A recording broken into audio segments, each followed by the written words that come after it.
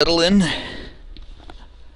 because we are about to have game number 3 between our green Terran in the bottom left, Unstable, and our blue Protoss in the bottom right, UTP. I'm going to learn a bit about these players. I am unfamiliar with them, but they seem friendly enough. They're very friendly in chat.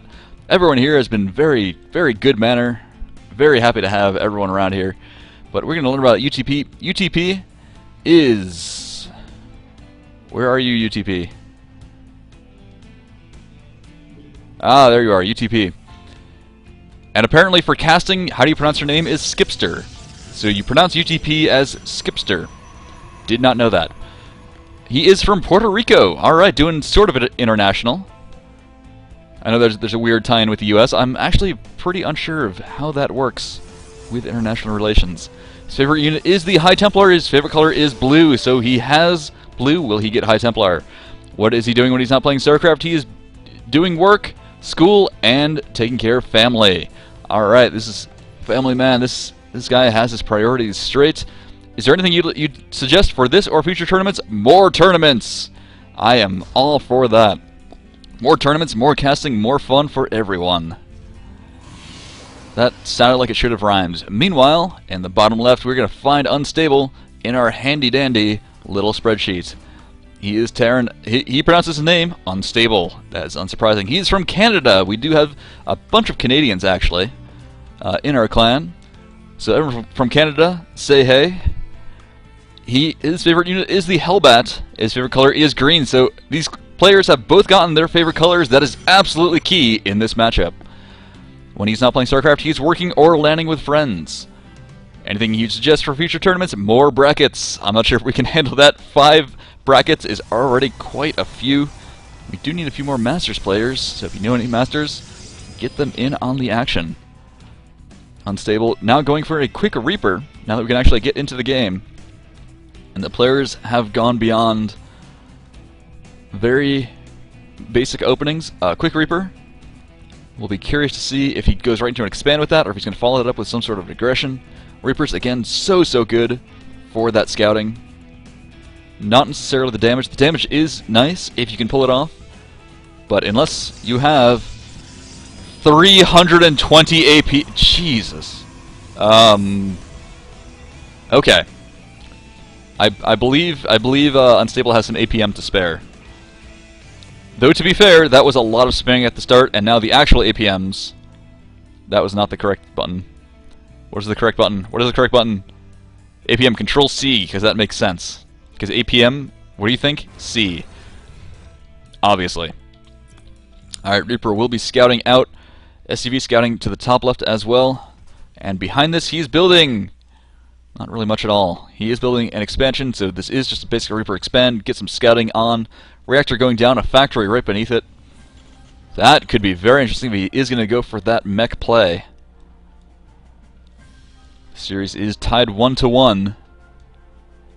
So I'm not sure if this is going to be a new strat or something that worked in the past for Unstable. On this big map, mech is actually very difficult to use on this huge map, because mech loves controlling small areas. And when you have this much area to control, mech kind of gives you some trouble in that regard. So the reactor is up, and Marines are being cranked out. Reaper is out and will get one probe and start on the Nexus, but completely get shut down. Did not even attempt to run away. Did lose that Reaper. That is unfortunate. This bunker is getting attacked by the Zealot. Bunker is cancelled at the last second. This will need a lift off, perhaps. Does need to take care of that Zealot. That Zealot doing way more damage than it should. 4 kills on that Zealot already. And there is no wall up here. There's no supply depot to actually stop the Zealot from getting on in. The Marines need to micro back, but the Marines and the Zealots actually run at the same speed, so one Marine will not be able to take out that Zealot. That Zealot up to 7 kills, Mentor Zealot. 8 kills Zealot. And a Widowmine is coming out. These 2 Marines that are popping out should be able to actually handle this, but the Zealot has been absolutely the MVP of this game. 30 supply to 24 for the Terran. Does he to actually take on that Zealot, and he will finally go down. 5 SCVs have been killed by the Protoss player. Just completely brutal. This base does need to get up and running, needs to get to an orbital, needs to actually start producing SCVs to rebuild the economy that has been battered down by the blue Protoss. Chrono Boost going down on the probes, so he is taking that economy lead that he has right now and running away with it. Beautiful decision, I think, and now the onus is on Unstable to do some damage. Mothership Core is out as well, and that's going to make doing damage even more difficult with that Photon Overcharge at his disposal. Lots of units have been killed for Unstable as well. He has 2 Marines and a Widow Mine. What can he really do with that to do any damage? The factory has been moved, and more factories are on the way. He is going to be going for mech with that reactor, going for some Hellions, likely going to see some siege tanks as well. So he might just end up turtling up and trying to go for some big, massive, disgustingly good push. We'll see how he wants to handle that shortly. Lots of gates coming up, lots of gates, and a Robo getting that Immortal out. Does he actually see? No, he just saw that one factory. So he's going for the Blind Immortal, which is not a bad idea. Even against Bio, it is good against those Marauders. But it will be especially good against Mech if he gets any siege tanks whatsoever. And he is, that is exactly what he is doing. So that Immortal will be very valuable, and an Observer coming out after the Immortal. Interesting ordering of that, might have gone the other way, just to actually see what he needs, but in this case, he will be happy when he does scout out with that Observer.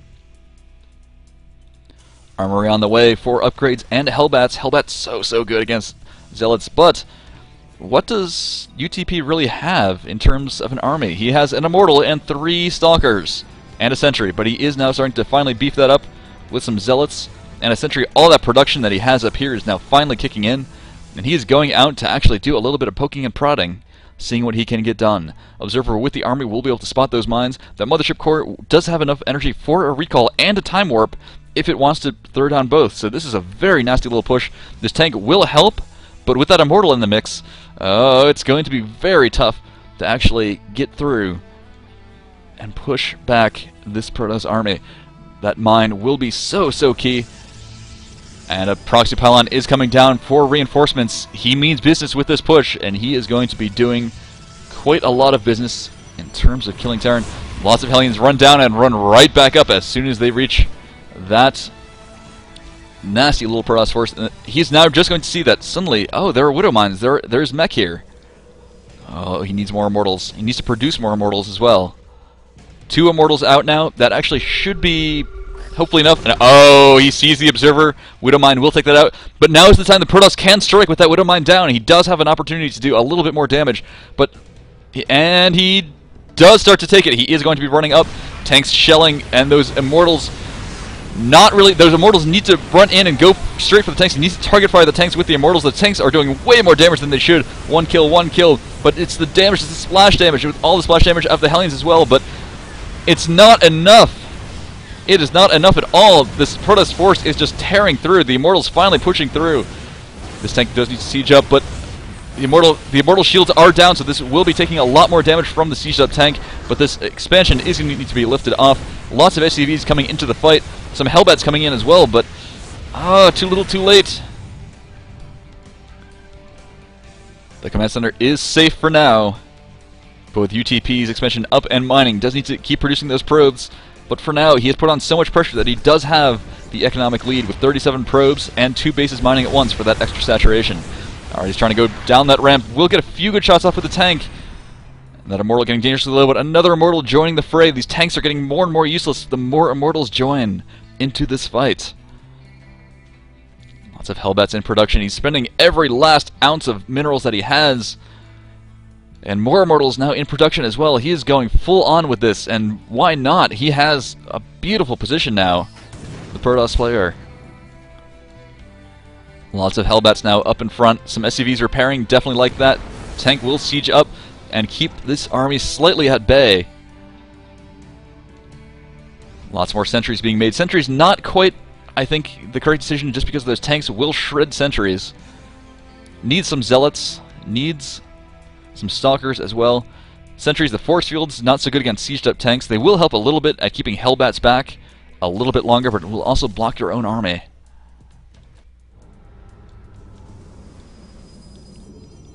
And there are the Zealots.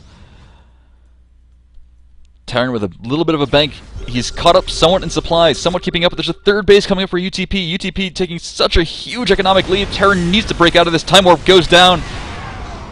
Will not engage completely, and he is taking a few extra siege tank shots that he should not actually be entirely taking. That Mothership Core actually could just run on up here and start shelling away at these tanks. There's nothing that shoots up here. There are no Widow Mines. There's nothing. Nothing at all. There are 3 tanks and 11 Hellbats. There is 0 anti-air for this army. That Mothership Core could be doing so much damage if he was only aware of it. Lots of Guardian Shields going up, and he will start taking out a lot of Hellbats on the ramp. Hellbats in Time Warp so slow. They will be absolutely useless. He's pushing up now. Lots and lots of Immortals. We'll be able to take out those tanks, and that might be the crippling blow that UTP needed to push through Unstable. Another tank sieging up, but it will be taken out almost instantly. That Mothership Core now able to do all the damage it wants, and there is the GG. UTP takes the final game.